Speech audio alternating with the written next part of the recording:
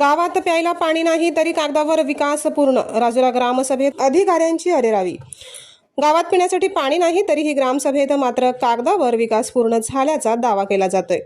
नांदेड जिल्ह्यातील मुखेड तालुक्यामधील राजुरा येथे पार पडलेल्या ग्रामसभेत भीषण पाणी टंचाईवरून गावकरी आणि प्रशासनात जोरदार खडाजंगी पाहायला मिळाली. राजुरा येथील विठ्ठल मंदिर परिसरात सरपंच शिवदास कृष्णाजी राऊत यांच्या अध्यक्षतेखाली ग्रामसभेचे आयोजन करण्यात आले होते. या सभेला मुक्राबाद पोलीस ठाण्याचे पोलीस अधिकारी, ग्रामसेवक गायकवाड, उपसरपंच हनुमंतराव झरे, नवनिर्वाचित तंटामुक्ती अध्यक्ष सचिन पाटील इंगळे यांच्यासह गावातील प्रमुख नागरिक मोठ्या संख्येने उपस्थित होते. सभेत मागील कामांचा आढावा आणि विकास कामांचे वाचन सुरू असतानाच ग्रामस्थांनी पाणी टंचाईच्या मुद्द्यावरून प्रश्नांचा भडीमार सुरू केला.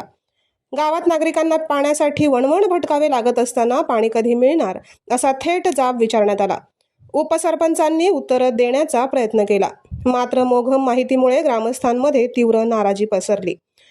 हद्द तर तेव्हा झाली जेव्हा पाणी प्रश्नावर एका अधिकाऱ्याने चक्क पाणी भरपूर आहे, तुम्हीच घेत नाही अशी अरेरावीची भाषा वापरून विषय दाबण्याचा प्रयत्न केला.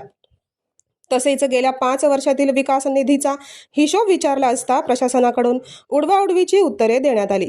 स्वातंत्र्याच्या अनेक दशकानंतरही जर राजुरा गावात नागरिकांना पाण्यासाठी झगडावं लागत असेल तर याची जबाबदारी नेमकी कोणाची, असा संतप्त सवाल आता गावकरी विचारत आहेत. प्रतिनिधी राजाराम वाघमारे सोबत पुढाकार समाचार, मुखेड, नांदेड.